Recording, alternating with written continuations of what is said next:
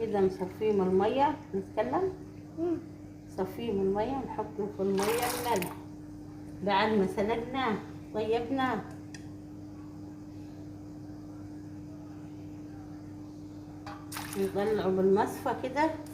نطلعه بالمصفى كده. ونصفيه من ميته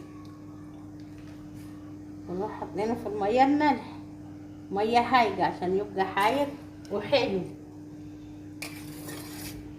احلى ترمس من ايد ست الحبايب. تسلم ايديك يا ماما.